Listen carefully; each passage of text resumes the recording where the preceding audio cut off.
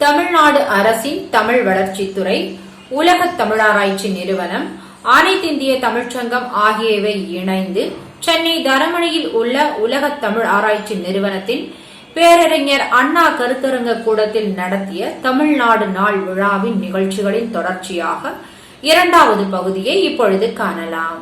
அடுத்து சிறப்புரை ஆற்றுவதற்காக மேலாள் நாடாளுமன்ற உறுப்பினர் மரியாதைக்குரிய டாக்டர் வி. ஜெயவர்தன் அவர்களை வாழ்த்துறை வழங்க அழைக்கிறேன். தமிழ்நாடு அரசு தமிழ் வளர்ச்சித்துறை, நம்முடைய உலக தமிழாராய்ச்சி நிறுவனம், அனைத்திந்திய தமிழ் சங்கம் இணைந்து நடத்தும் தமிழ்நாடு விழா விழாவிற்கு வருகை தந்திருக்கக்கூடிய, தலைமையேற்று நடத்தி கொண்டிருக்கக்கூடிய சொல்லும் செல்வர் அண்ணன் ஆவடி குமார் அவர்களே, தொடக்குரை வழங்கியிருக்கக்கூடிய இயக்குனர் தமிழ் வளர்ச்சித்துறை மற்றும் உலக தமிழாட்சி நிறுவனம் நம்முடைய அண்ணன் முனைவர் கோ. விஜயராகவன் அவர்களே, வருகை தந்திருக்கக்கூடிய மேனாள் அரசவை கவிஞர் மற்றும் மேனாள் சட்ட மேலவை உறுப்பினர் கவிஞர் முத்துலிங்கம் அண்ணன் அவர்களே, வருகை தந்திருக்கின்ற முன்னாள் வேளச்சேரி சட்டமன்ற உறுப்பினர் மாவட்ட கழக செயலாளர் கே. அசோகன் அவர்களே,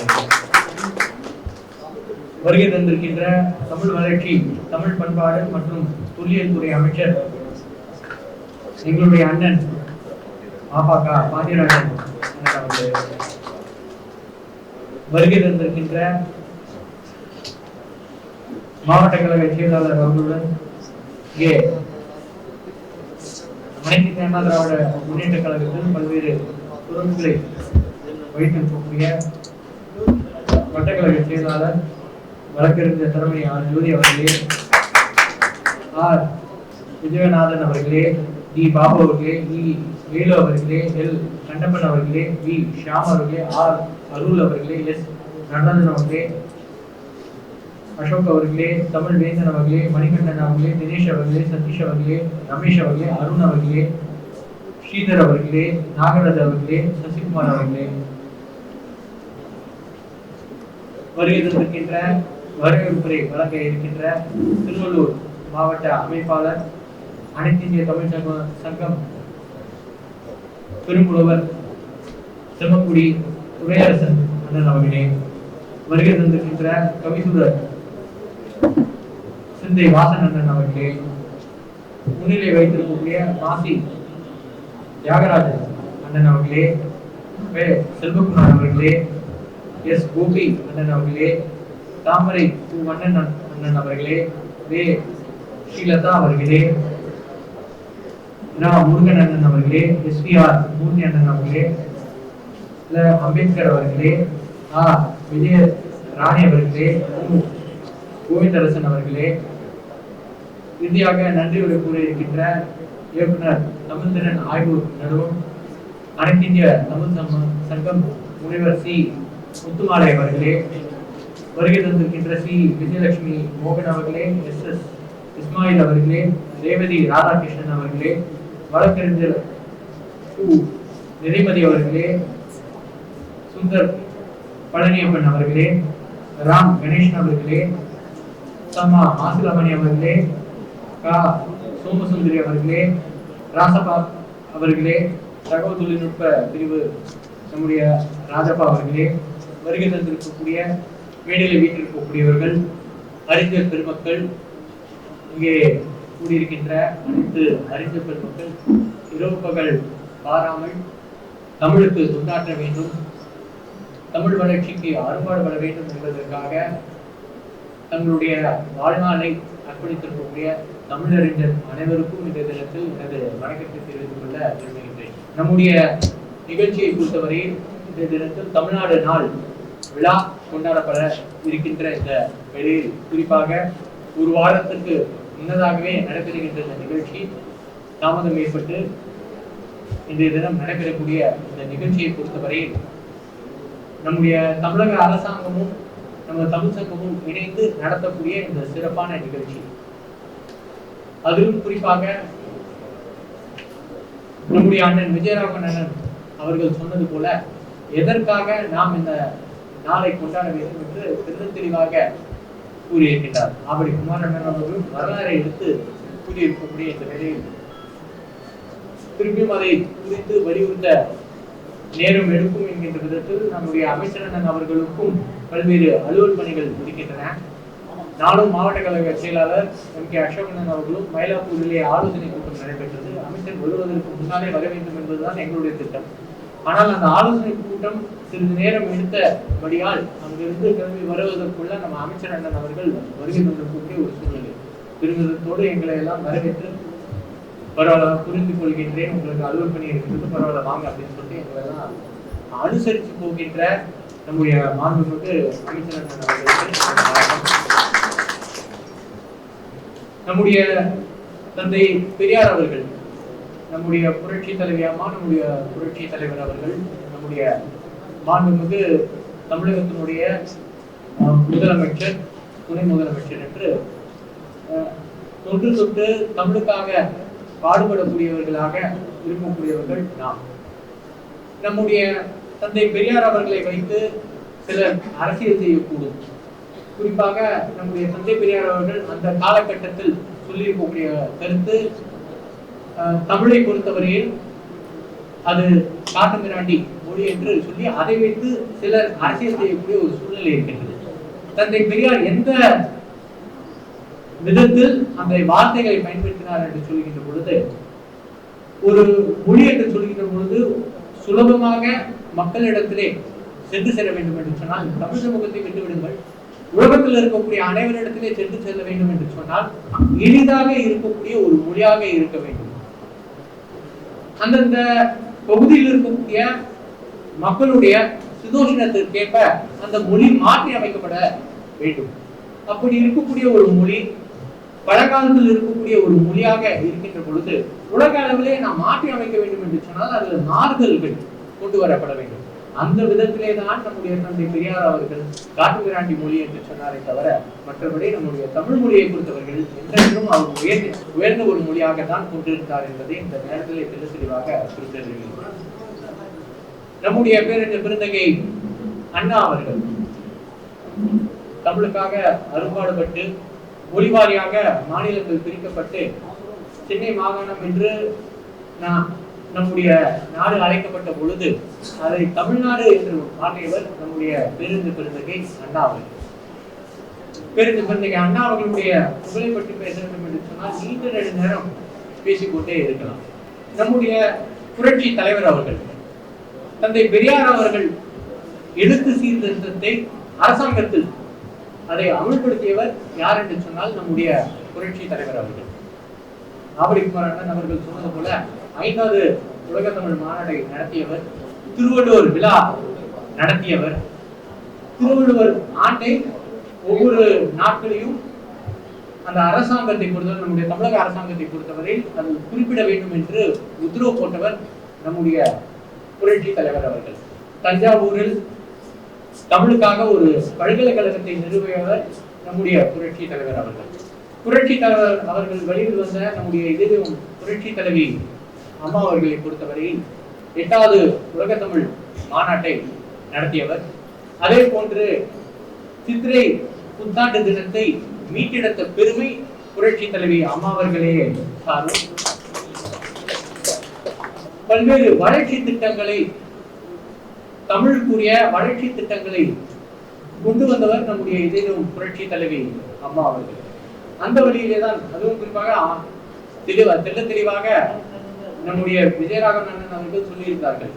உலக தமிழ் மாநாட்டில் 5ஆக இருந்த மொத்த விருதுகள் 55ஆக உயர்த்தப்பட்டது என்று சொன்னால் அதற்கு காரணம் இதயம் புரட்சி தலைவி அம்மா அவர்கள். அதை 76ஆக உயர்த்தி காட்டியவர் நம்முடைய மாண்புமிகு தமிழகத்தின் முதலமைச்சர் எடப்பாடி கே. பழனிசாமி அண்ணன் அவர்கள், துணை முதலமைச்சர் ஓ. பன்னீர்செல்வம் அண்ணன் அவர்கள். தமிழ்நாடு நாள் என்று சொல்லுவோம், தமிழ்நாடு என்று பேர் என்று சொல்லுகின்ற பொழுது சிலப்பதிகாரத்திலும் குறிப்பிடப்பட்டிருக்கின்றது, அதே போன்று தொல்காப்பியத்திலும் கூறப்பட்டிருக்கக்கூடிய ஒரு சொல். தமிழ்நாடு என்று சொல்கின்ற பொழுது எதனால் நாம் இந்த தமிழ்நாடு நாளை கொண்டாட வேண்டும் என்று நாம் சிந்தித்து பார்க்க வேண்டும். நமக்கே வருடந்தோறும் ஒரு இலக்கை நிர்ணயித்துக் கொள்வோம். தமிழ்நாடு நாளன்று நாம் சிந்தித்து பார்க்க வேண்டியது, அந்த கடந்த ஒரு வருட காலத்தில் தமிழுக்காக என்ன வளர்ச்சியை, ஒரு அரசாங்கம் ஒரு பக்கம் இருந்தாலும் சரி, ஒரு தனி மனிதனாக தமிழ் வளர்ச்சிக்கு நாம் செய்திருக்கக்கூடிய நம்முடைய கடமையை நிலைநிறுத்தி பார்க்கின்ற நாளாக அந்த நாளை வைத்துக் கொள்ள வேண்டும். அதே போன்று அடுத்த வருடத்துக்குள் எப்படியெல்லாம் தமிழ் வளர்ச்சியை நாம் கொண்டு செல்ல முடியும் என்கின்ற விதத்தில் சிந்திக்கக்கூடிய நாளாகவும் நாம் இதை மாற்றி அமைக்க வேண்டும். தொடர்ந்து செய்யக்கூடிய முயற்சியின் மூலமாகத்தான் தமிழை வளர்த்தெடுக்க முடியும். உலகத்தில் இருக்கக்கூடிய அனைத்து மக்களையும் பொறுத்தவரையில் அவர்களிடத்தில் தமிழ் பரப்பப்பட வேண்டும் என்று சொன்னால் தனி மனிதனாக செய்யக்கூடிய கடமைகள் நிரம்ப இருக்கின்றன என்பதை ஆராய்ந்து நாம் செயல்படுத்த வேண்டும். முக்கியமாக இந்த தமிழ்நாடு நாளை பொறுத்தவரையில் நாம் சிந்தித்து பார்க்கக்கூடிய இன்னொரு விஷயம், நம்முடைய எல்லைகளை பொறுத்தவரையில் தமிழ்நாடு என்று சொல்கின்ற பொழுது நமக்கு எல்லைகள் இருக்கின்றன. ஆனால் உண்மையாகவே நம்முடைய எல்லைகள் மீட்கப்பட்டு விட்டனவா என்று கேட்டால் அதுதான் இல்லை. இந்த நன்னாளில் நாம் போற்ற வேண்டியவர்கள் யார் என்று சொன்னால், நம்முடைய தமிழ்நாடு எல்லை பகுதியை மீட்டெடுத்த அந்த வீரர்களை நினைவு கூறுகின்ற நாளாக இது அமைந்திருக்கின்றது. நம்முடைய முன்னோர்கள், அவர்கள் தமிழ் பேசுகின்ற சமூகம் எங்கேயெல்லாம் இருக்கின்றதோ அதையெல்லாம் நம்முடைய நிலப்பகுதி என்று சொல்லுகின்ற பொழுது உண்மையாகவே அந்த நிலத்தை மீட்டெடுத்தோம் என்று சொன்னால் அதுதான் இல்லை. அதே போன்று நம்முடைய முன்னே இருந்திருக்கக்கூடிய தமிழ் அரசர்கள் இமயத்தை தாண்டி அவர்கள் ஆட்சி புரிந்தார்கள். அந்த அளவுக்கு நாம் நம்முடைய தமிழ் நிலத்தை மீட்டெடுத்தோமா என்று சொன்னால் அதுதான் இல்லை. எனவே தமிழ்நாட்டை பொறுத்தவரையில் தமிழ்நாடு நாளில் நமக்கென்று ஒரு இலக்கை வைத்து நாம் செயல்பட வேண்டும். எல்லைக்காக போராடிய நமது வீரர்களை போற்றி வணங்குகின்ற இந்த நன்னாளாக இருக்க வேண்டும். மொழி என்று சொல்லுகின்ற பொழுது நம்முடைய பெரியார் அவர்கள் சொன்னதை நினைவு கூற விரும்புகின்றேன். மொழி என்று சொல்லுகின்ற பொழுது என்னிடத்தில் இருக்கின்ற கருத்தை உங்களிடத்திலே புரிய வைப்பதற்கான சாதனம் என்பதுதான் மொழி. அந்த மொழியை பொறுத்தவரையில் ஒரு மொழியிலிருந்து இன்னொரு மொழி கருத்துக்களை பரிமாறிக்கொள்ளுகின்ற பொழுது இன்னொரு மொழியில் அது கடினமாக புரிய முடியாத ஒரு சூழ்நிலை அமைகின்றது. எதனால் என்று சொன்னால், இந்த மொழியிலிருந்து அந்த மொழிக்கு மொழிபெயர்க்கின்ற பொழுது போதிய வார்த்தைகள் இல்லை. எதனால் போதிய வார்த்தைகள் அந்த மொழியில் இல்லை என்று சொன்னால், அந்த வார்த்தைகள் அமையாததற்கு காரணம் அந்த கருத்துக்கள் அந்த மொழியிலே இடம்பெறவில்லை என்பதுதான். அந்த கருத்துக்கள் அந்த மொழியில் ஏன் இடம்பெறவில்லை என்று சொன்னால், இயல்பாகவே அதற்கான தேவையோ அவசியமோ அந்த மொழியில் அந்த கருத்துக்கள் சொல்வதற்கு இடமில்லாத ஒரு காரணத்தினால். ஒரு கருத்து என்று சொல்லுகின்ற பொழுது அந்த கருத்து அந்த பேசுகின்ற மக்களுடைய நாகரிகத்தை, அவர்களுடைய பண்பாட்டை குறிக்கும். இப்படி அரும்பி நிரம்பி இருக்கக்கூடிய கருத்துக்கள் நிரம்பி இருக்கக்கூடிய ஒரு மொழியை வேலோங்கி இருக்கும். அப்படி இருக்கக்கூடிய உலகத்தில் இருக்கக்கூடிய அனைத்து மொழிகளை காட்டிலும் மிக அதிகமாக இருக்கக்கூடிய கருத்துக்கள் அதிகமாக இருக்கக்கூடிய மொழி எது என்று சொன்னால் நம்முடைய தமிழ் மொழி. அந்த தமிழ் மொழியினுடைய கருத்துக்களை மக்களிடத்தில் எடுத்து செல்ல வேண்டிய, உலக மக்களிடத்தில் எடுத்து செல்ல வேண்டிய மிகப்பெரிய பொறுப்பு ஒவ்வொரு இடத்திலுமே இருக்கின்றது என்பதை ஆராய்ந்து சிந்தித்து நாம் செயல்பட வேண்டும் என்பதை தெரிவித்துக் கொண்டு, நம்முடைய மாண்புமிகு அமைச்சர் அவர்களை பொறுத்தவரையில் பல்வேறு வளர்ச்சி திட்டங்களை இரவு பகல் பாராமல் தமிழ் வளர்ச்சிக்காக அருந்தொண்டாட்டிக் கொண்டிருக்கின்றார் நம்முடைய மாண்புமிகு அமைச்சர் அவர்கள். இருக்கைகள் அமைப்பதாக இருக்கட்டும், இல்லை அகலாய்வு பணிகளாக இருக்கட்டும், தமிழ் பண்பாட்டை உலகத்துக்கு பரப்புகின்ற வேலைகளாக இருக்கட்டும், இரவு பகல் பாராமல் நம்முடைய நிர்வாகத்தில் இருக்கக்கூடிய அனைவரிடத்திலுமே அவர்களுடைய லீடர்ஷிப் குவாலிட்டியோட எல்லோரையும் பொறுத்தவரையில் ஒரு தலைமை பண்புடன் எல்லோரையும் ஒருங்கிணைத்து செயல்படக்கூடிய அமைச்சர் நம்முடைய அமைச்சர் அவரிடத்திலே ஒரு சின்ன கோரிக்கையை வைக்கின்றேன். என்னவென்று சொன்னால், 12ஆம் வகுப்பு படிக்கின்ற வரையில் பள்ளிக்கூடத்தில் படிக்கின்ற மாணவர்களுக்கு தமிழ் படிப்பதில் ஒரு கட்டாயம் இருக்கின்றது. பள்ளிப்படிப்பு முடித்ததற்கு பின்னால் குறிப்பாக பொறியியல் கல்லூரியிலோ இல்லை மருத்துவ படிப்பு படிக்கின்ற பொழுதோ தமிழ் ஒரு பாடமாக அதில் இருக்காது. வருடந்தோறும் அதுக்கு டெஸ்டும் கிடையாது, தமிழ் பாடமே அதுல இல்லை. இப்ப ஒரு உதாரணம், வாழ்க்கையில் நடந்த ஒரு உதாரணத்தை சொன்னால் நன்றாக இருக்கும். என்னுடைய சக நண்பர் MBBS படித்துக் கொண்டிருந்த பொழுது எனக்கு தெரிந்து முதலாம் ஆண்டு அவரிடத்திலே நட்பு ஏற்படுகின்ற பொழுது சொல்லுவார், நான் நல்லா தமிழ் எழுதுவேன், கவிதை எழுதுவேன், நிறைய இலக்கணத்துல எனக்கு இலக்கியத்துல எனக்கு ஆர்வம் இருக்கு அப்படின்னு சொல்லுவாரு. அவரோட படைப்புகளும் நான் பார்த்திருக்கேன்.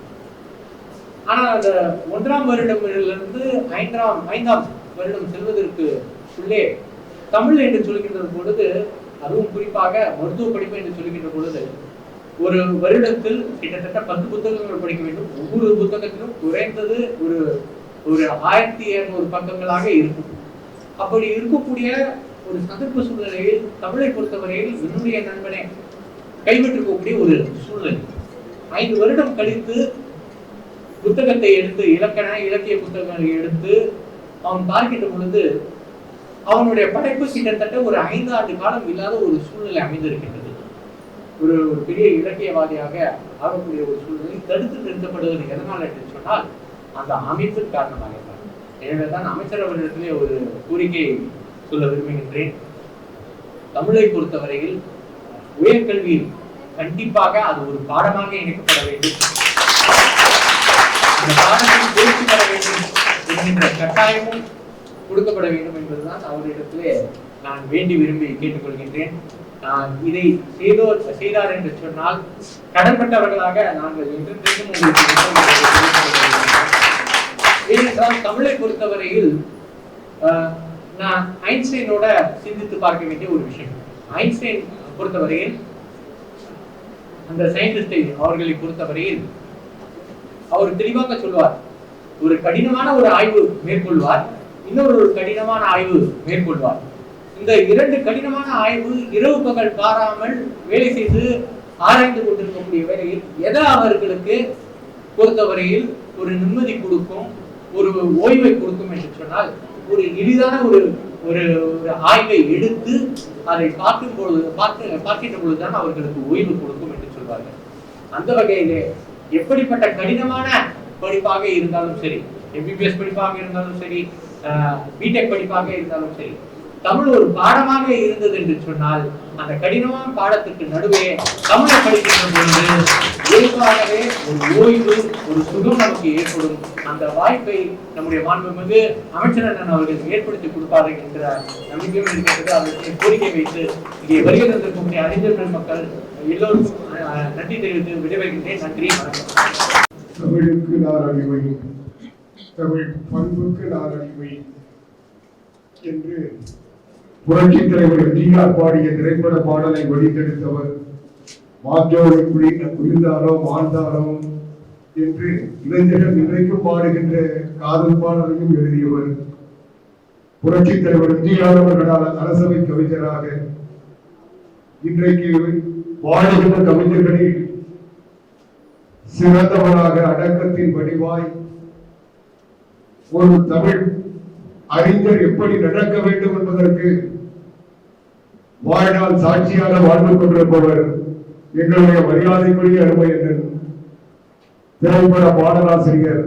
5 பாடம் எழுதினாலே இன்றைக்கு என்னை தொழுவதற்கு ஆள் இல்லை என்று நினைக்கின்ற திரையுலகத்தில் 1500 பாடல்களுக்கு மேல் எழுதிவிட்டு அடக்கமாக அமர்ந்திருக்கின்ற மரியாதைக்குரிய அருமை அண்ணன் கவிஞர் முத்துலிங்கம் அவர்களை வாழ்த்துறை வழங்குமாறு பணிவோடு வேண்டுகிறேன். அன்பும் நட்புமிக்க விழா தலைவர் அம்மா தமிழ் இலக்கிய விடத்தின் நிறுவனரும் அனைத்திந்திய தமிழ்ச்சங்கத்தின் தலைவரும் இந்த விழாவை முன்னின்று நடத்துகின்றவர்களில் ஒருவருமாக விளங்குகின்ற சொல்லின் செல்வர் ஆவடி குமார் அவர்களே, தொழில்துறை அமைச்சராக விளங்குகின்ற அண்ணன் மாண்புமிகு அமைச்சர் மாபா பாண்டியராஜன் அவர்களே, இன்னும் சொல்ல போனால் ஒரு தமிழறிஞர் சொல்வதை போல தமிழுக்கு சேவாக இருக்கின்ற மாபா அவர்களே, நிறுவனத்தின் இயக்குனரும் தமிழ் வளர்ச்சித்துறை இயக்குனரும், இன்னும் சொல்ல போனால் இவர் இயக்குனர் ஆன பிற்பாடுதான் உலக தமிழாராய்ச்சி நிறுவனத்தின் தமிழ் பணிகள் மிகச் சிறப்பாக இருக்கின்றன என்று தமிழ் அறிஞர்களால் பாராட்டப்படக்கூடிய பணியில் இருக்கின்ற விஜயராகவன் அவர்களே, இந்த தமிழ் வளர்ச்சி உலக தமிழாராய்ச்சி நிறுவனத்திற்கு பல வகையிலும் இங்கே எல்லாரும் சொன்னதை போல மிகப்பெரிய அளவிலே உதவி செய்து கொண்டிருக்கின்ற நமது முன்னாள் நாடாளுமன்ற உறுப்பினர் வள்ளல் தேவசரன் அவர்களே, இந்த விழாவுக்கு வருகை இருந்து பெருமைப்படுத்தி இருக்கின்ற பெருமக்களே, உங்கள் அனைவருக்கும் நல்ல அன்பான வணக்கம். இந்தியா சுதந்திரம் பெற்று எப்போது எல்லாருக்கும் தெரியும் 47 நீதி கட்சி 1920 47 வரையிலும் இந்தியா 8 மாகாணங்களுக்குள் அடங்கியிருந்தது. ஒன்று சென்னை மாகாணம், இன்னொன்று கல்கத்தா மாகாணம், இன்னொன்று பம்பாய் மாகாணம், இன்னொன்று மத்திய மாகாணம், பீகார் மாகாணம், ஐக்கிய மாகாணம், அசாம் மாகாணம், சிந்து மாகாணம் என்ற 8 மாகாணங்களுக்குள் அடங்கியிருந்தது. சிந்து மாகாணம் பாகிஸ்தானாக பிரிந்த பிற்பாடு 1947 7 மாகாணங்களுக்குள் இந்தியா அடங்கியிருந்தது. மாகாணம் தான் மிகப்பெரிய அளவில் நம்ம தமிழ்நாட்டை சென்னை மாகாணத்தை எடுத்துக்கொண்டால் எல்லாருக்கும் தெரியும், கேரளா, ஆந்திரா, கர்நாடகத்தின் பாதி, ஒரிசாவின் சில பகுதிகளெல்லாம் சேர்ந்ததுதான் சென்னை மாகாணம். ஆகவே இந்த மாகாணத்தில் இருப்பவர்கள்லாம் லட்சக்கணக்கில் ஒவ்வொரு மொழியை பேசுபவர்கள் லட்சக்கணக்கிலும் சில பகுதிகளில் கோடிக்கணக்கிலும் இருக்கின்றார்கள் என்று சொல்லி, அதனால் மாகாணமாக இருப்பதையெல்லாம் மொழிவாரி மாநிலங்களாக பிரிக்க வேண்டும் என்ற எண்ணம் ஜவஹர்லால் நேருக்கு ஏற்பட்டு மொழிவாரி மாநிலம் அமைக்கலாமா வேண்டாமா என்பதற்காக 1947 தாம் கமிட்டி என்ற ஒரு கமிட்டியை போட்டார். அது சில நாட்கள் ஆய்வு செய்து இப்போதைக்கு இந்த சூழ்நிலையில் மொழிவாரி மாநிலம் பிரிக்க தேவையில்லை என்று சொல்லிவிட்டது. அதன் பிறகு 1949 3 பேர் ஒரு கமிட்டியை வைத்தார்கள். யாராரு? ஜவஹர்லால் நேரு, வல்லபாய் பட்டேல், பட்டாபி சீதாராமையா. அந்த கமிட்டிக்கு பேரு ஜேவிபி கமிட்டியின் பேரு. ஜவஹர்லால் நேரு முதல் எடுத்து ஆய்வு ஜே, வல்லபாய் பட்டேல் பி, பட்டாபி சீதாராமன் பி. அந்த 3 பேர் பேரையும் வைத்து ஒரு கமிட்டியை அமைத்தார்கள். அவர்கள் 3 தங்களுக்குள்ளே ஆய்வு செய்து ஆலோசித்து இப்போது இருக்கின்ற சூழ்நிலையில் மொழிவாரி மாநிலம் பிரிக்க தேவையில்லை என்று அவர்களுக்கு முடிவு வந்தார்கள். அதன் பிறகு 1950 மொழிவாரி மாநிலம் பிரிக்க வேண்டும் என்று பல இடங்களில் பல மாகாணங்களில் குரல் எழுந்தது. அது ஆங்கிலத்தில் அதிகமாக இருந்தது. என்ன சொல்வார்கள் என்றால், சென்னை மாகாணத்திலேயே அதிகமான மக்களால் பேசப்படுகின்ற மொழியாக தெலுங்கு மொழி இருக்கின்ற காரணத்தால் எங்கள் தெலுங்கு மொழி பேசக்கூடிய மாநிலம் தனியாக இருக்க வேண்டும், ஆந்திர மாநிலத்தை பிரிக்க வேண்டும் என்று அவர் கூறினார்கள். அதற்காக பல போராட்டங்கள் நடத்தினார்கள். அவர் குமாரர்கள் சொன்னதை போல பொட்டி ஸ்ரீராமன் நாயுடு 1952 உண்ணாவிரதம் கொண்டு உயிர் துறந்தார். அதன் பிறகு ஆந்திராவில் மிகப்பெரிய போராட்டங்கள் வெடித்தன. சந்திக்க மகன்கள் சாய்க்கப்பட்டன, மின்சார கம்பங்கள் அடித்து விட்டப்பட்டன. அவ்வளவு பெரிய போராட்டம் நடந்த காரணத்தால் எதுவுமே வேறு வழியில்லை என்று மத்திய அரசாங்கம் ஆந்திர மாநிலத்தை பிரித்து கொடுத்தது. அந்த ஆந்திரா பிரியும் போது தமிழ்நாட்டை சேர்ந்திருக்க வேண்டிய பகுதிகளான திருத்தணி, சித்தூர், புத்தூர், திருக்காலத்தி, திருப்பதி உள்ளிட்ட பகுதிகளை எல்லாம் ஆந்திராவுக்கு கொண்டு விட்டார்கள். அது மாத்திரமல்லாமல் ஆந்திராவுக்கு தலைநகராக சென்னையை வேண்டும் என்று கேட்டார்கள். மதராஸ் மனதை போராட்டம் நடத்தினார்கள். பிரகாசம் தலைமையில் நேரு கூட கொடுக்க முன்வந்தார். காரணம், டாக்டர் ராதாகிருஷ்ணன் வலியுறுத்தினார் சென்னையை ஆந்திர மாநிலத்தின் தலைநகராக கொடுக்க வேண்டும். கொடுக்கிறார்கள் நினைத்தாரா? உடனே அன்றைக்கு முதலமைச்சராக 1952 2வது முறை முதலமைச்சராக இருந்த ராஜாஜி அவர்கள் நேருவை நேரிலே சந்தித்து அப்படி கொடுப்பதாக இருந்தால் நான் என்னுடைய முதலமைச்சர் பதவியை ராஜினாமா செய்வேன் என்று சொல்லிவிட்டு வந்தார். அப்போ முதலமைச்சர் சொல்லுகின்ற பழக்கம் கிடையாது. மெட்ராஸ் ஸ்டேட் பிரீமியர் தான் சொல்லுவாங்க, பிரதமர்னு சொல்றது உண்டு. அதனால பதவியை ராஜினாமா பண்ணிடுவேன் சொல்லிட்டு வந்தார்.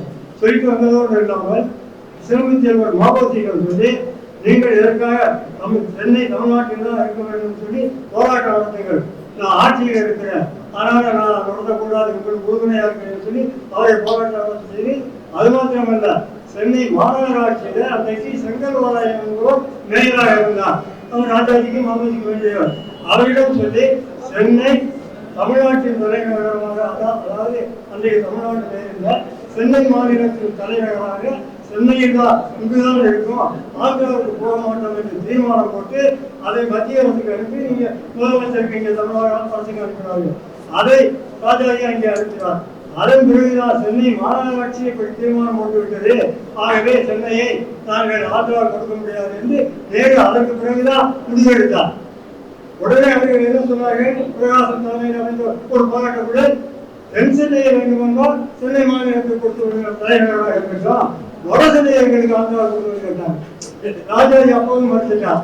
ராஜாஜியாரையும் மாவோசியாரையும் தான் சென்னை நகரம் தப்பியது. அதன் பிறகு 1956ஆம் ஆண்டு ஒரு கமிட்டி அமைக்கப்பட்டது. ஒளிவாரி மாநிலங்களாக பிரிக்கலாமா வேண்டாமா என்று ஒரு கமிட்டி அமைக்கப்பட்டது. அந்த கமிட்டியில தான் அதுதான் வணிகர் என்பவர் இருந்தார். அவர் தான் முன்னின்று அவருடைய தலைமையில இருந்தால்தான் வணிகர் தான் எல்லாவற்றையும் முன்னின்று நடத்தினார். அதனால தமிழ்நாட்டை சேர்ந்த தமிழ்நாட்டில் இருக்க வேண்டிய 95% தமிழர்கள் வாழ்ந்த நெய்யாற்றங்கரை, தேவிகுளம், பீர்மேடு, நெடுமங்காடு, அகத்தீஸ்வரம், கல்குளம், விளவங்கோடு, செங்கோட்டை தாலுகா இதையெல்லாம் இது கேரளத்துக்கு கொடுத்து விட்டார். அப்போதே சொன்னார்கள், தேவிகுளம் பீர்மேடு இங்க இருக்கிற முழுக்க தமிழ் பேசுகின்ற போது தேவிகுளம் பீர்மேடுலாம் ஒரு காலத்துல பெரிய ஒரு நாடாளுமன்ற தொகுதிக்கு உட்பட்டதாக இருந்தது. அதை கொடுத்து விட்டார்கள். அப்ப சொன்னாங்க, என்ன தலைவர் என்னங்க நம்ம பேசுகின்ற நம்ம தமிழர்கள் நிறைய இருக்கக்கூடிய பகுதி கேரளா கொடுத்து விட்டாங்க, தமிழ்நாட்டில் இருக்கணும், அதுக்கு நீங்க போராடுகள் சொன்னாங்க. இங்க இருந்த தலைவர்கள் சொன்னாங்க, எங்கே இருந்தாங்கன்னா எல்லாம் இந்தியாப்படுறது இருக்கிறாங்க. அதை விட்டானா எங்க இருந்தாங்க இந்த தமிழ்நாட்டில் இருக்கட்டும் விட்டானா இல்லையா இருக்கிறதுக்கு தான் வேண்டாம். அந்த உணர்வுகள் அன்றைக்கு இருந்தாங்க. அதன் பிறகு பெரியார் அப்போதுதான் தமிழ்நாடு பேர் வைக்க வேண்டும் என்று சொல்லி தங்கலிங்க நாடா சொன்னார். அவரை விடுதலையாக உண்ணாவிரதம் இருந்தார். அவரு காங்கிரஸ் போராட்ட காலத்தில் விடுதலை போராட்டத்தில் ஈடுபட்டவர்கள் அவர் ஒருவர் மிகப்பெரிய தியாகி. அவருடைய 22 வயது மகன் இறந்து விட்டார். வேல்முருகன், வடிவேல்முருகன் தெரியல, இறந்ததுனால தன்னுடைய சொந்த வீடு இருந்தது. அதை சத்திரிய மகளிர் பாடசாலைக்கு தானமாக கொடுத்து விட்டார். அப்படிப்பட்ட தியாகி அவர். தமிழ்நாடு பேர் வைக்க வேண்டும், ஆந்திராவில் வச்சுட்டாரா தெலுங்கு மாநிலம் தமிழ்நாடு பேர் வைக்க வேண்டும் என்று உண்ணாவிரதம் கொடுத்தார். அன்றைக்கு இருந்த காங்கிரஸ்காரர்கள் மொழி உணர்வு, இன உணர்வு அதிகப்படுத்தவராக இருந்தார். அப்ப போய் என்னன்னா காவலர்கள் போய் கேட்டாங்க, உண்ணாவிரத்தை கைவிட வேண்டும். இல்ல எனக்கு மானம் தான் முக்கியம், தமிழ்நாடு பேர் வைக்கிறது உறுதி கொடுத்தா உண்ணாவிரத்தை கைவிடுறேன், இல்லைன்னா இருக்கின்றாரு வைத்தியகார பத்திரிகாரம் செய்ய ஈடுபடுறான்னு சொல்லிட்டு அவர் வந்தார். அண்ணாமலை சொன்னாங்க, கேட்கல. 78 நாட்கள் உண்ணாவிரதம் கொடுத்து உயிர் தொடர்ந்தார். அதன் பிறகு கூட தமிழ்நாடு பேர் வைக்கிறார். அப்பதான் பெரியார் கேட்டா, நீங்க என்னையா தயக்கம் தமிழ்நாடு வைக்கிறதுன்னு போயிட்டாங்க. அதுக்கப்புறம் 58ல் பிரஜா சோசலிஸ்ட் கட்சியை சேர்ந்த PS சின்னத்துரை என்பவர் தமிழ்நாடு பெயர் மாற்ற தீர்மானத்தை சட்டமன்றத்தை கொண்டு வந்து பேசினார், முன்மொழிந்து பேசினார். அப்ப தீர்மானம் தான் கம்யூனிஸ்ட் கட்சி தலைவராக ராமமூர்த்தியெல்லாம் ஆதரிச்சு பேசுறாங்க. அப்பவும் வைக்கல. மெட்ராஸ் ஸ்டேட்னு சொன்னாதான், மெட்ராஸ் புரட்சி சொன்னாதான் வெளிநாட்டில் இருக்கிறவங்களுக்கு தெரியும்ட்டாரு அன்னைக்கு இருந்த வெங்கட்ராமன் அமைச்சராக இருந்தவர். அதன் பிறகு 1960 68 தொடர்ந்து போராட்டம் வந்தது. 62 திமுக உறுப்பினர் அதிகம் வந்தாங்க, 50 பேரு. அவங்களே கேட்டாங்க, அப்பவும் வைக்கல. அப்ப வெளிமலையில என்ன பேசுறாங்கன்னா, தமிழ்நாடு வைக்க சொல்றாங்க, தமிழ்நாடு இந்த நாட்டுக்கு பெரிய பேர் இருந்திருக்குங்களா? சேரநாடு, சோழநாடு, பாண்டிய நாடு இருந்திருக்குது. தமிழ்நாடு ஒரு நாடு மொத்தமா இருந்ததா? இலக்கியத்தில் இருக்கிறதா? வரலாற்றில் இருக்கிறதா? கன்னடத்தில் இருக்குதா? இருந்தா சொல்லுங்க, வைக்கிறவங்க.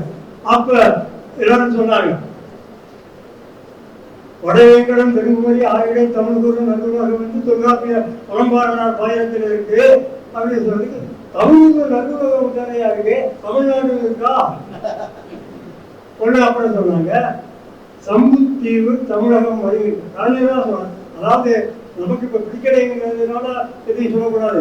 அன்றைக்கு உண்மையான விடுமுறை உள்ளவர்கள் அன்றைக்கு இருந்தால் கிடைச்சது. சம்புத்தீவு தமிழகம் வருகிறது மொழிமையிலே சொல்லப்பட்டிருக்கிறது.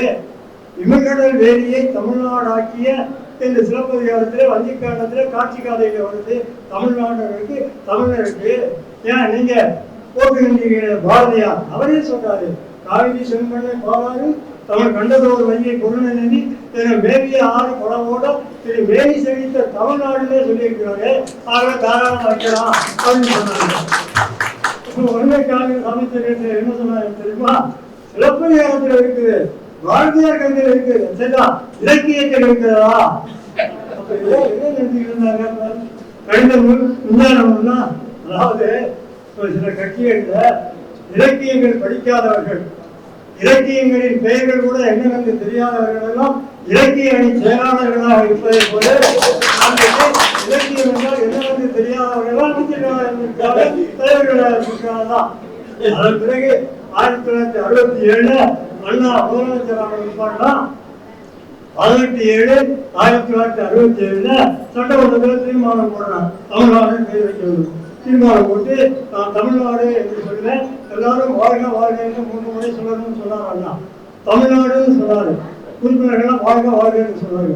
தமிழ்நாடு பேர் மாற்ற தீர்மானம் நிறைவேற்றி விட்டது என்று சொல்லி அன்றைக்கு தமிழ்நாடு பேர் மாற்றணும்னு சொல்லி மத்திய அரசுக்கு கைவிட்டாங்க தீர்மானத்தை.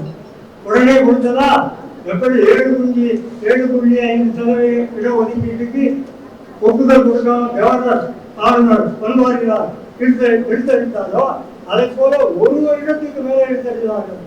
1 வருடம் 4 மாதத்துக்கு ஆளுநர் குடியரசுத் தலைவர் ஒப்புதல் வழங்கினார். தமிழ்நாடு பேர் மாற்ற வைக்கலாம்.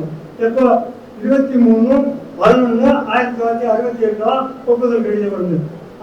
நவம்பர்ல 2011 எல்லாம் நவம்பர்ல கொண்டாடுறாங்க 1ஆம் தேதி. ஆனா டிசம்பர் 1ஆம் தேதி தான் தமிழ்நாடு பெயர் மாற்ற விழா இங்கே நடத்தப்பட்டது. அப்போ அண்ணா தான் தொடங்கி வச்சான். அமெரிக்காவிலிருந்து வந்த நேரம் மருத்துவர்கள்லாம் போகக்கூடாது, சொன்ன மாதிரி போகக்கூடாது, உடலுக்கு ஊர் ஏற்படும் சொன்னாங்க. அதையும் கேட்காம வந்தான். அப்போ தலைவர் அலுவலகத்தில் தமிழ்நாடு பெயர் மாற்ற விழா டிசம்பர் 1ஆம் தேதி. அப்போ அந்த கூட்டத்துக்கு நான் தான் போனேன். ஏன்னா அப்போ நான் முரசொலி பத்திரிகையில துணை ஆசிரியர் 1966 வரையில் 6 ஆண்டு காலம். அதனால அண்ணாவின் பேச்சை குறிப்பிடுவதற்கு நான் தான் போனேன். அதனால நீங்க நடந்தது என்னங்கிறது இந்த திருப்பவர்களை விட எனக்கு தான் தெரியும்.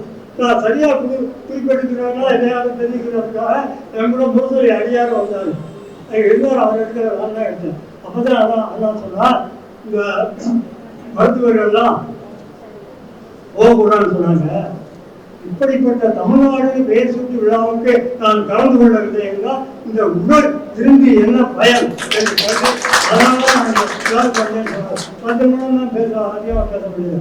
அதன் பிறகுதான் தமிழ்நாடு பெயர் மாற்றம். ஆனால் உண்மையிலே டிசம்பர் 1ஆம் தேதி தான் தமிழ்நாடு பெயர் மாற்ற விழா. எல்லாரும் நம்பர் 1ஆம் தேதி கொண்டாடுறதுனால நம்மளுக்கு அப்படி கொண்டாடணும்னு நினைக்கிறேன். தமிழ்நாடு பெயர் அமைந்திருக்கு. ஆனா அவங்க எல்லா வகையிலும் முதலிடத்தில் இருக்குதா இல்லையே? நம்ம தேவத்தன் சொன்னதை போல தமிழே படிக்காமல் உயர்கல்வி படிக்கலாம் சூழ்நிலை இங்க இருக்குது. மற்ற மாநிலங்களில் இருக்குதா? தெலுங்கு படித்தா தான் இங்க போகலாம், கன்னடம் படித்தா தான் மேற்கொண்டு பட்டப்படி படிக்க முடியும். எதுவும் படிக்காம தமிழை படிக்காம மற்ற உயர்கல்வி படிக்காமங்கிற சூழ்நிலை தமிழ்நாட்டை தவிர எங்கும் இல்லை. இது வெற்றி கல்வி என்றுதான் சொல்லணும். ஆகவே நமது அரசாங்கம் அதை மாற்றி அமைக்கணும். அவர் சொன்னதை போல அவர் படிக்காமல் படிக்கலாம். ஆகவே அதை செய்ய வேண்டும். செய்தால் அண்ணா எடப்பாடி அரசாங்கம் அதை செய்தது என்ற பெருமை இந்த அரசுக்கு, துறை இல்லாத அரசுக்கு ஏற்படும். அதற்காக அவர்கள் செய்ய வேண்டும். இன்னொன்று, தமிழை அழிப்பதற்கு மற்ற மாநில மொழிகளை எல்லாம் அழித்து அந்த இடத்தில இந்தியை திணிப்பதற்காக மத்திய அரசாங்கம் பல வகையில் முயற்சி செய்து கொண்டிருக்கிறது. அதை அவசியம் நான் சொல்ல வேண்டும்.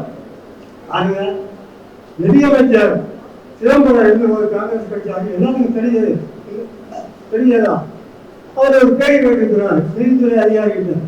அவரை இந்தியில பதில் சொல்லியிருக்கிறார். சிதம்பரம் என்ன சொன்னா, எனக்கு ஹிந்தி தெரியாது, ஆங்கிலத்தில் சொல்ல வேண்டும். எனக்கு ஆங்கிலம் தெரியாது. மத்திய அரசு அதிகாரியாக இருப்போம், ஐஏஎஸ் அதிகாரிக்கு ஆங்கிலம் தெரியாமல் இருக்குமா? வேண்டும் என்ற நீ கற்றுக்கொள், இந்தியை தெரிந்து கொள், திணிப்பது. அது மாதிரி யோகா பயிற்சிக்கு போயிருக்கும்போது தமிழ்நாட்டை சேர்ந்தவர்கள்லாம் போனாங்க. அதை ஹிந்தியிலே சொல்லிக்கிட்டு இருந்தான். எங்களுக்கு ஹிந்தி தெரியாது, ஆங்கிலத்தில் சொல்லுங்க. ஹிந்தி தெரியாதுன்னா வெளியே எழுதிட்டு போகணும்.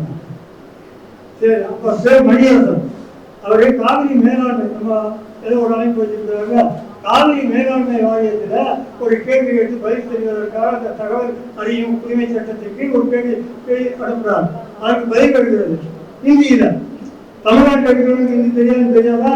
வேண்டுமென்றே அடிக்கிறார்கள். ஏன் கற்றுக்கொள்? ஆக தமிழ் மக்களின் உணர்வுகளை புரிந்து கொள்ளாமல், தமிழ்நாட்டு மக்களின் உணர்வுகளை புரிந்து கொள்ளாமல் எல்லா வகையிலும் இந்தியை அவர்கள் திணிப்பார்களே. ஆனால் தமிழ் மக்களின் உணர்வுகளை புரிந்து கொள்ளாமல் மத்திய அரசாங்கம் நடப்பார்களே. ஆனால் தமிழ்நாட்டில் தாமரை கட்சி காண்கின்ற வழியே இல்லை என்று சொல்லி எந்த தேர்தல் வந்தாலும் அந்த கட்சிக்கு ஒரு இடம் கூட தமிழ்நாடு மக்கள் வாக்களிக்க மாட்டார்கள். என்னுடைய சொந்த கருத்து. தமிழ் உணர்வாளர்களின் கருத்து, என்னை போன்ற லட்சக்கணக்கான கோடிக்கணக்கான மக்களுடைய கருத்து இதை என்பது எச்சரிக்கையாக எடுத்துக்கொள்ள வேண்டும். இந்த விழாவுக்கு வருகிறது என்று பேரணியை தந்த அண்ணன் பாண்டியராஜன், அமைச்சர் பாண்டியராஜன் வாழ்க வாழ்க என்று அவரை நான் வாழ்த்துகிறேன். இந்த விழாவை முன்னிட்டு நடத்துகின்ற ஆவை குமார் அவர்கள் வாழ்க வாழ்க என்று நடத்துகிறேன். உலக தமிழராட்சி நிறுவனத்திற்கு பெருமையை ஏற்படுத்தி தந்து கொண்டிருக்கின்றார் அண்ணன் விஜயராஜன் அவர்கள் வாழ்க வாழ்க என்று அவரை வாழ்த்துகிறேன். நமது வள்ளல் முன்னாள் நாடாளுமன்ற உறுப்பினர் அடுத்த முறை சட்டமன்ற தேர்தல் என்றாலும் நீங்கள் ஆட்சியாளர்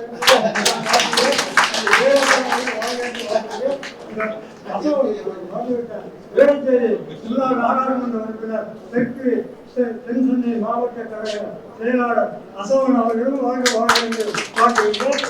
அதே போல விழாவுக்கு வருகின்ற நீங்கள் அனைவரும் வாழ்க வாழ்க என்று உங்களை நான் வாழ்த்துகிறேன். உங்களை வாழ்த்துகின்ற நேரத்தில் நானும் வாழ்க என்று என்னை வாழ்த்துகிறேன்.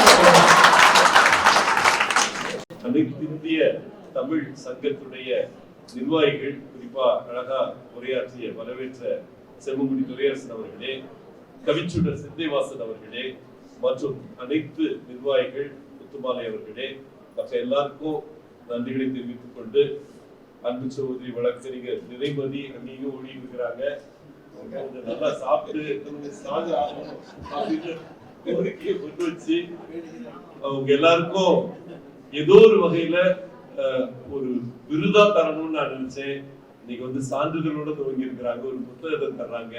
ஏதோ ஒரு வகையில உங்களுக்கு இந்த விருது, அதாவது நல்லாசிரியர் விருது கல்வித்துறையில தர்றாங்க, நல்லாசிரியர் நன்மணி என்ற இந்த விருது, இது வந்து நம்ம ஆர்ட் அண்ட் கல்ச்சர்ல இருந்து வருது.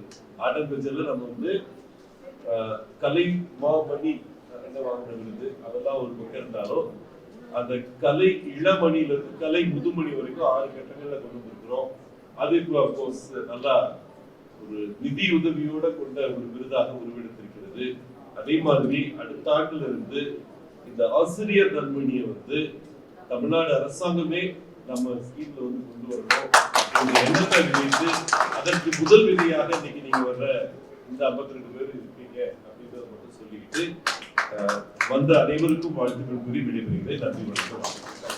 தேர்வு செய்திருக்கின்ற ஆசிரியர் பெருமக்கள், கல்லூரிகளில் பள்ளிகளில் பணியாற்றுகின்ற ஆசிரியர்கள் அவர்களுடைய பணிகளை பாராட்டி அவர்களுக்கு சிறப்பு செய்கின்ற வகையில் ஆசிரியர் தினமாக இன்றைக்கு நாம் கொண்டாடி கொண்டிருக்கிறோம். டாக்டர் சர்வபள்ளி ராதாகிருஷ்ணன் அவர்களின் 133வது பிறந்த நாளை முன்னிட்டு 133 ஆசிரியர்களை நாம் தேர்வு செய்திருக்கிறோம். அந்த 133 ஆசிரியர்கள் இந்த சமூக இடைவெளியை பின்பற்ற வேண்டும் என்ற நிலையில் எல்லோரையும் அழைக்க முடியாமல் நமக்கு சென்னைக்கு அருகில் இருக்கின்றவர்களை மற்றும் அழைத்திருக்கிறோம். அதில் 52 பேர் இங்கே வருகின்றிருக்கிறார்கள்.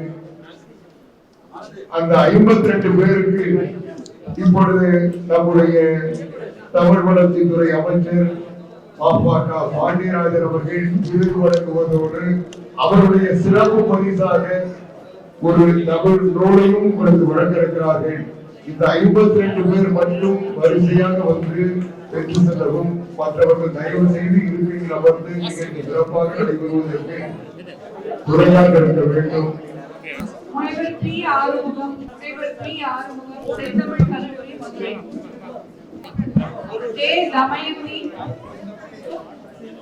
ராமநாதபுரம்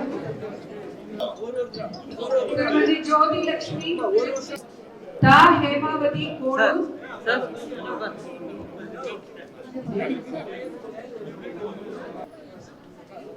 திருமதி கா சோமசுந்தரி சென்னை, திருமதி சா சிதம்பரம் சென்னை, உமாசங்கரி சென்னை, திருமதி உமா மகேஸ்வரி ரமேஷ் விழுப்புரம்,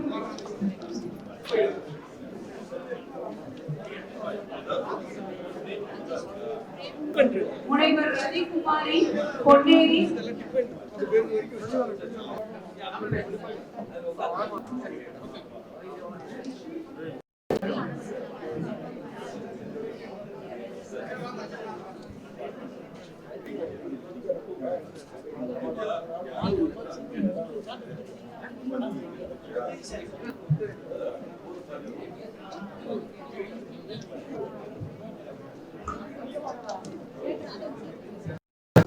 श्रीमती के जे सरस्वती திருத்தணி, திரு ராம் கணேஷ் சென்னை,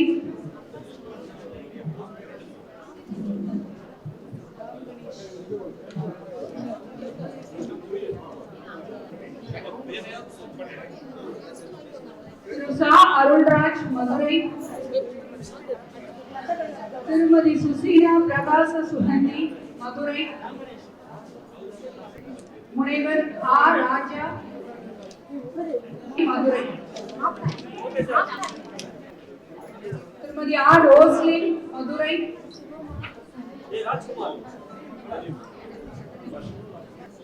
திருமதி செல்வ சபீனா சாந்தி மதுரை,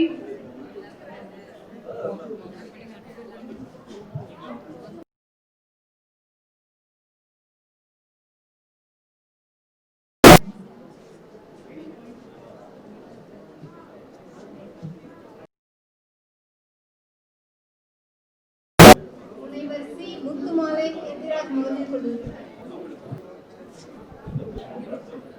கவிமாமணி வெங்கடேசன் அவர்கள் செங்கல்பட்டு,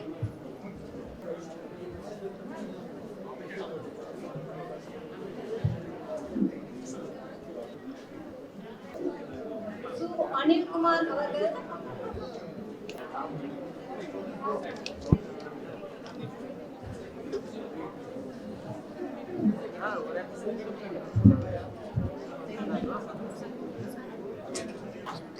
திருமதி மா ஜெயசீலி மதுரை, திருமதி லீலி சகாய சுந்தரி கரூர், பேராசிரியர் கு மகேந்திரன் திருநின்றவூர், முனைவர் தமிழரசி கோதை மார்பன் சென்னை,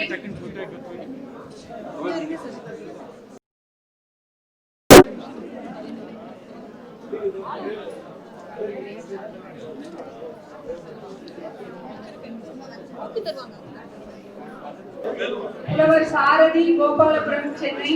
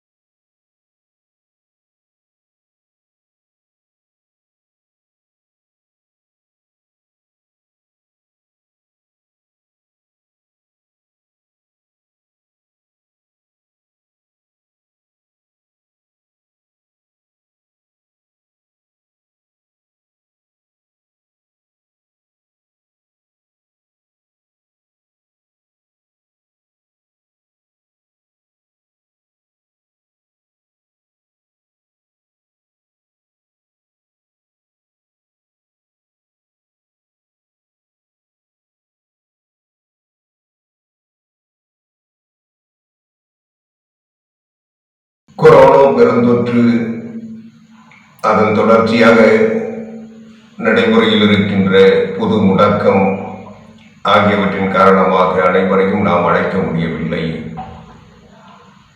அதனால் தேர்ந்தெடுக்கப்பட்ட சிறப்பு பெற்ற விருது பெற்ற அனைவருக்கும் சான்றிதழ்கள் வழங்கப்படுகின்றன. அமைச்சர் அவர்கள் வழங்கியிருக்கிறார்கள். இதை வெளியிடுவதில் இந்த பட்டியலின் வழியாக விருது பெற்ற ஆசிரியர் பெருமக்களை அறிமுகப்படுத்துவதில் அனைத்து இந்திய தமிழ்ச் சங்கம் பெருமைப்படுகிறது. இன்றைக்கு 133 ஆசிரியர் பெருமக்கள் நல்லாசிரியர் மாமணி என்ற விருதை மாண்புமிகு தமிழ் வளர்ச்சி தமிழர் நலன் தொல்லியல் துறை அமைச்சர் மாஃபாக பாண்டியராஜன் அவர்களின் திருக்கரங்களால் விருது பெற்றிருக்கிறார்கள்.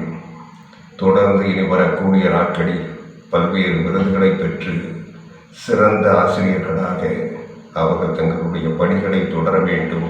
இவர்களைப் போலவே மற்ற ஆசிரியர்களும் விருது பெற வேண்டும் என்ற உணர்வை தொடர்ந்து அவர்கள் முயற்சியின் வழியாக அவர்கள் பணியாற்றுவார்கள். அப்படி பணியாற்றுகின்றவர்களை பாராட்டுவதிலும் சிறப்பு செய்வதிலும் அனைத்து இந்திய தமிழ்ச் சங்கம் தன்னை ஈடுபடுத்திக் கொள்ளும் என்பதை இந்த நேரத்தில் தெரிவித்து, இந்த விருது பெறுகின்ற அனைவரையும் மாண்புமிகு அமைச்சர் அவர்கள் பாராட்டியிருக்கிறார்கள். மேனாள் அரசவை கவிஞர், திரைப்பட பாடலாசிரியர் கவிஞர் முத்துலிங்கம் அவர்கள் பாராட்டியிருக்கிறார்கள். தமிழ்நாடு அரசின் தமிழ் வளர்ச்சித்துறை இயக்குனர் மற்றும் உலகத் தமிழ் ஆராய்ச்சி நிறுவனத்தின் இயக்குனர் முனைவர் கோ விஜயராகவன் அவர்கள் பாராட்டியிருக்கிறார்கள். மேனாள் மக்களவை உறுப்பினர் டாக்டர் ஜே ஜெயவர்தன் அவர்கள் பாராட்டியிருக்கிறார்கள். மேனாள் சட்டமன்ற உறுப்பினர் MK அசோக் அவர்கள் பாராட்டியிருக்கிறார்கள். இப்படி இங்கே வருகை தந்திருக்கின்ற தமிழ் அறிஞர்கள் பாராட்டுகிறார்கள். இவர்கள் அனைவரையும் பாராட்டுதல்களோடு இதனுடைய பாராட்டையும் இணைத்து விருது பெற்ற அனைவரையும் மகிழ்ச்சியோடு பாராட்டுகிறோம். அவர்கள் பல்வேறு விருதுகளை பெற்று பல்வேறு சிறப்புகளை பெற்று அவர்கள் வாழ்க்கையில் மேலோங்கி நிற்க வேண்டும். அவர்கள் மாணவர்களுக்கு வழிகாட்டிகளாக மட்டுமல்ல, மாணவர்களை வழிநடத்துபவர்களாகவும் விளங்குகிறார்கள். எனவே அப்படிப்பட்ட ஆசிரியர் பெருமக்களை வணங்கி தேர்வு பெற்றவர்களுடைய முழுமையான பட்டியலை காட்சிப்படுத்துகிறோம். தமிழழகு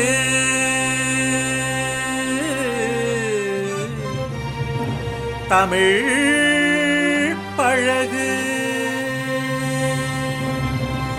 தமிழாய்ந்து தமிழாய் தமிழ் பழகு.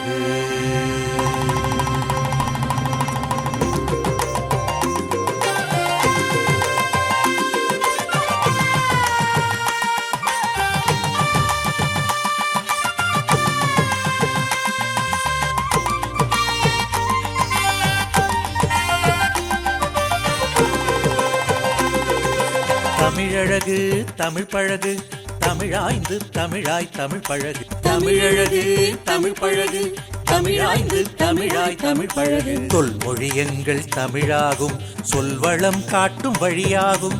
ஆழி சூழ் உலகத்தின் ஆரமாகும். ஏழிசை கண்ட செம்மொழியாகும் செம்மொழியாகும்.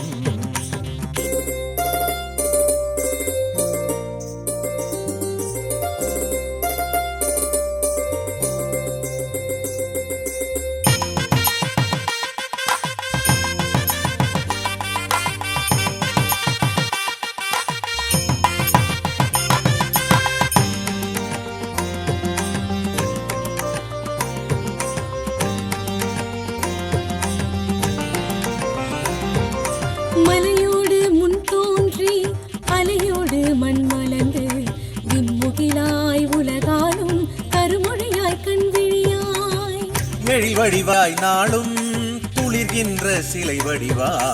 தமிழழகு தமிழ் பழகு தமிழாய்ந்து தமிழாய் தமிழ் பழகு. தமிழழகு தமிழ் பழகு தமிழாய்ந்து தமிழாய் தமிழ் பழகு.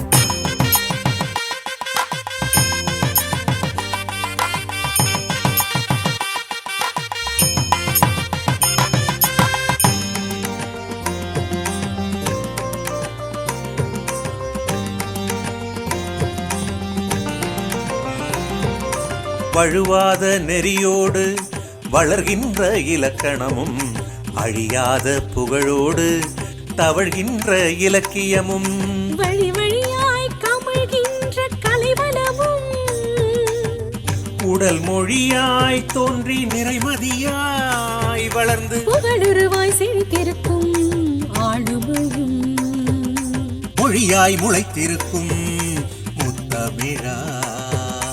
தமிழழகு தமிழ் பழகு தமிழாய்ந்து தமிழாய் தமிழ் பழகு தமிழழகு தமிழ் பழகு தமிழாய்ந்து தமிழாய் தமிழ் பழகு.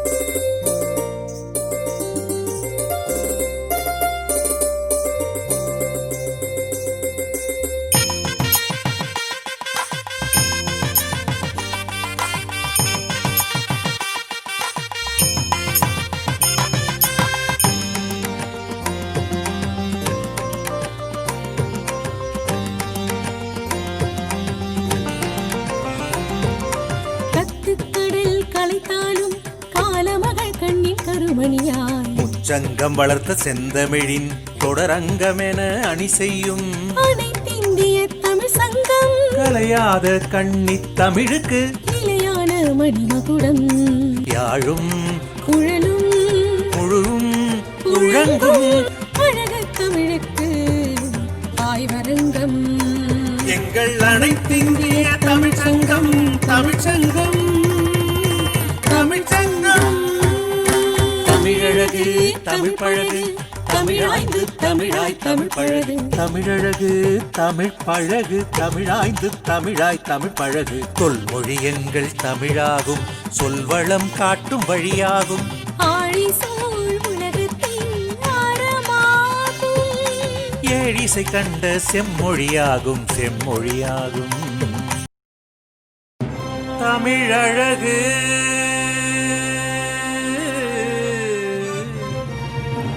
தமிழ் பழகு தமிழாய்ந்து தமிழாய் தமிழ் பழகு.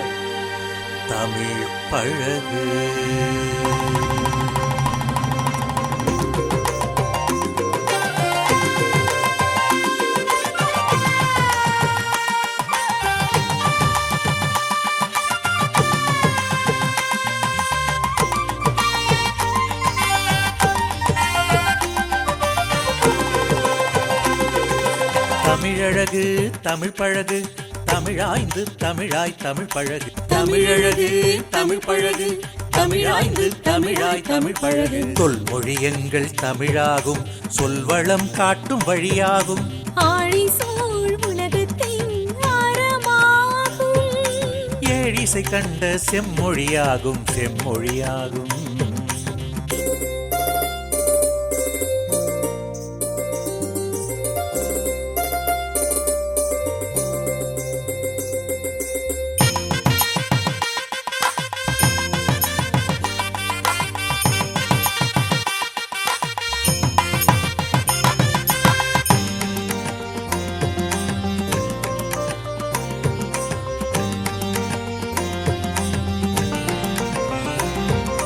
மலையோடு முன் தோன்றி அலையோடு மண் மலர்ந்து விண்முகிலாய் உலகாலும் கருமொழியாய் கண்விழியாய் எழில் வடிவாய் நாளும் துளிர்கின்ற சிலை வடிவா.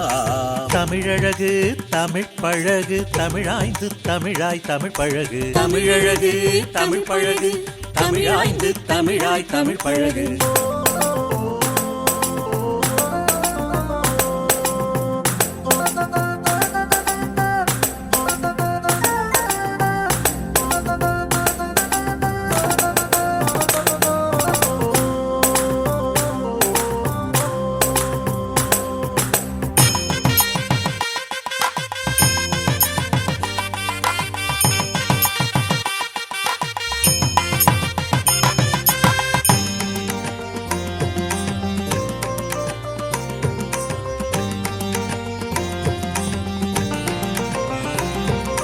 வழுவாத நெறியோடு வளர்கின்ற இலக்கணமும் அழியாத புகழோடு தவழ்கின்ற இலக்கியமும் வழி வழியாய் கமழ்கின்ற கலைவளமும் உடல் மொழியாய் தோன்றி நிறைமதியாய் வளர்ந்து புகழுருவாய் செழித்திருக்கும் ஆளுமையும் மொழியாய் முளைத்திருக்கும் முத்தமிழா.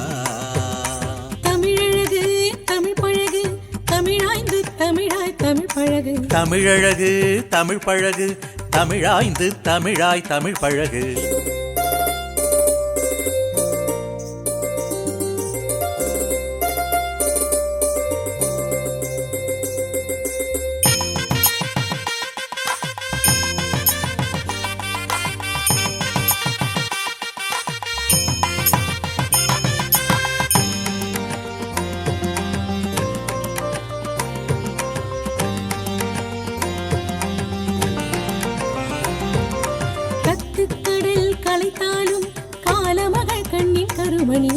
உச்சங்கம் வளர்த்த செந்தமிழின் தொடரங்கமென அணி செய்யும் அனைத்திந்திய தமிழ் சங்கம் கலையாத கண்ணி தமிழுக்கு நிலையான மணிமகுடம் யாழும் குழலும் முழுவும் முழங்கும் அழக தமிழுக்கு ஆய்வரங்கம் எங்கள் அனைத்திந்திய தமிழ் சங்கம் தமிழ் சங்கம் தமிழ் சங்கம். தமிழழகு தமிழ் பழகு தமிழாய்ந்து தமிழாய் தமிழ் பழகு. தமிழழகு தமிழ் பழகு தமிழாய்ந்து தமிழாய் தமிழ் பழகு. தொல்மொழி எங்கள் தமிழாகும் சொல்வளம் காட்டும் வழியாகும் ஆழி சூழ் உலகத்தின் ஆரமாகும் ஏழிசை கண்ட செம்மொழியாகும் செம்மொழியாகும். தமிழழகு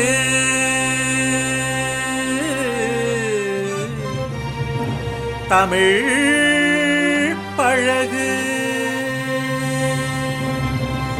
தமிழாய்ந்து தமிழாய் தமிழ் பழகு.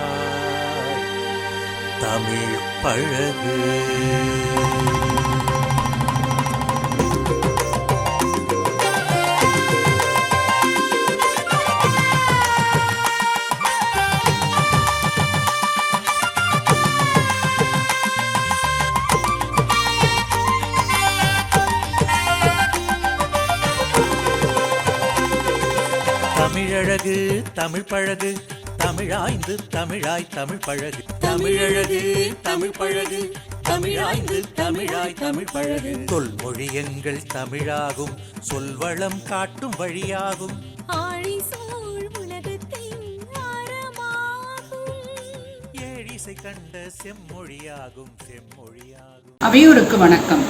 அன்னை தமிழுக்கு அணி சேர்க்கும் நம் தமிழக அரசுக்கு துணை நிற்கும் நமது அனைத்திந்திய தமிழ்ச்சங்கம், தமிழ் வளர்ச்சித்துறை, உலக தமிழாராய்ச்சி நிறுவனம் இணைந்து நடத்திய இந்த தமிழ்நாடு நாள் விழாவில் பங்கு கொண்ட அனைத்து சான்றோர்களுக்கும் நன்றி கூறுவதில் பெரும் மகிழ்ச்சி அடைகிறேன். இந்த பெருவிழாவிற்கு ஏற்பாடு செய்து நம் அனைவரையும் இங்கே ஒருங்கிணைத்த சொல்லின் செல்வர் திரு ஆவடிக்குமார் ஐயா அவர்களுக்கு முதற்கண் என் நன்றியினை தெரிவித்துக் கொள்கிறேன். தமிழ்நாடு அரசின் இலக்கை ஈடேற்ற தன் உழைப்பை நல்கி வரும் தமிழ் வளர்ச்சித்துறை மற்றும் உலக தமிழாராய்ச்சி நிறுவன இயக்குனர் முனைவர் கோ. விஜயராகவன் ஐயா அவர்கள் சிறப்பாக தொடக்க உரையாற்றி நிகழ்வை சிறப்பித்தமைக்கு எங்கள் மனமார்ந்த நன்றியினை உரித்தாக்குகிறோம். நிகழ்வின் சிறப்புகளை எடுத்துரைத்து வாழ்த்துரை வழங்கிய மேனாள் அரசவை கவிஞர் மற்றும் மேனாள் சட்ட மேலவை உறுப்பினர் கவிஞர் முத்துலிங்கம் ஐயா அவர்களுக்கும், மேனாள் நாடாளுமன்ற உறுப்பினர் டாக்டர் ஜே. ஜெயவர்தன் ஐயா அவர்களுக்கும், சட்டமன்ற உறுப்பினர் திரு M.K. அசோக் அவர்களுக்கும் தங்கள் வாழ்த்துரையால் அகமழிந்த அனைவரது சார்பிலும் எங்கள் நன்றியினை தெரிவித்துக் கொள்கிறோம். செந்தமிழ் நாடெனும் போதினிலே என்ப தேன் வந்து பாயுது காதினிலே என்று தான் பிறந்த மாநிலத்தை ஒரு நாடாகவே எண்ணிய பாரதியின் தேச பக்தியை மனதில் கொண்டு நம் அரசு தமிழ்நாடு நாள் என்ற இன்றைய நாளை மிக சிறப்பாக கொண்டாடி வருகிறது. இந்த நன்னாளில் சிறந்த ஆசிரிய பெருமக்களுக்கு அனைத்திந்திய தமிழ்ச்சங்கம் வழங்கும் நல்லாசிரிய மாமணி விருதினை தன் திருக்கரங்களால் வழங்கி சிறப்புரையாற்றி நம்மை மகிழ்வித்த தமிழ் வளர்ச்சி, தமிழ் பண்பாடு மற்றும் தொல்லியல் துறை அமைச்சர் மாண்புமிகு ம.ப.க. பாண்டியராஜன் ஐயா அவர்களுக்கும் தமிழ்நாடு அரசிற்கும் எங்கள் நெஞ்சார்ந்த நன்றியினை இந்நேரத்தில் தெரிவித்துக் கொள்கிறோம். நிகழ்வுக்கு வருகை புரிந்தோரை வாழ்த்தி வரவேற்ற திருவள்ளூர் மாவட்ட அமைப்பாளர் பெரும்புலவர் செம்மங்குடி துரையரசன் ஐயா அவர்களுக்கு எங்கள் நன்றி என்றும் உரியது. நிகழ்வினை வரிசைப்படுத்தி மிக அழகாக தொகுத்து வழங்கிய சென்னை பெருமாநகர செயலாளர் கவிச்சுடர் சிந்தைவாசன் ஐயா அவர்களுக்கும் மனமார்ந்த நன்றியினை தெரிவித்துக் கொள்கிறோம். நிகழ்விற்கு முன்னிலை வகித்த தமிழ் வளர்ச்சித்துறை துணை இயக்குனர் திரு மாசி தியாகராஜன் ஐயா அவர்கள், உலக தமிழாராய்ச்சி நிறுவனத்தின் இணை பேராசிரியர் முனைவர் பே செல்வகுமார் அவர்கள், உலக தமிழாராய்ச்சி நிறுவன கண்காணிப்பாளர் திரு எஸ் கோபி அவர்கள், சென்னை மாநகர தலைவர் கவிமாமணி தாமரை பூவண்ணன் ஐயா அவர்கள், முனைவர் மு கோவிந்தராஜன் ஐயா அவர்கள் அனைவருக்கும் எங்களது மனமார்ந்த நன்றிகள். மேலும் நமது அனைத்திந்திய தமிழ்ச்சங்கத்தின் அனைத்து செயல்பாடுகளுக்கும் துணை நிற்கும் துணை தலைவர்கள் திருமதி சி விஜயலட்சுமி மோகன் அவர்கள், திரு எஸ் எஸ் இஸ்மாயில் அவர்கள், கவிமாமணி ரேவதி ராதாகிருஷ்ணன் அவர்கள் அனைவருக்கும் இந்நேரத்தில் எங்கள் நன்றியினை தெரிவித்துக் கொள்கிறோம். சங்கத்தின் செயல்பாடுகளை சீரிய முறையில் கவனித்து வரும் செயலாளர் வழக்கறிஞர் ஆக்கு நிறைமதி அவர்களுக்கும், அமைப்பு செயலாளர்கள் மற்றும் பிரச்சார செயலாளர்கள் அனைவருக்கும் இந்நேரத்தில் எங்கள் நன்றியினை பகிர்ந்து மகிழ்கிறோம். இந்நிகழ்வில் கலந்து கொண்டு நிகழ்வினை சிறப்பித்த அனைத்து ஆளுமைகளுக்கும் மீண்டும் ஒருமுறை நன்றி கூறி உங்களிடமிருந்து விடைபெறுகிறேன். நன்றி, வணக்கம். கழக முரசு தமிழ் காட்சி ஊடகத்துடன் எப்பொழுதும் இணைந்திருங்கள். இதுவரை சப்ஸ்கிரைப் பண்ணாதவங்க சப்ஸ்கிரைப் பண்ணுங்க. அதுக்கு பக்கத்துல இருக்கிற பெல் பட்டனை மறக்காம கிளிக் பண்ணுங்க. லைக் பண்ணுங்க, ஷேர் பண்ணுங்க. உங்களது அருமையான விமர்சனங்களை கமெண்ட் பாக்ஸில் கமெண்டாக எங்களுக்கு கொடுங்கள். நன்றி, வணக்கம்.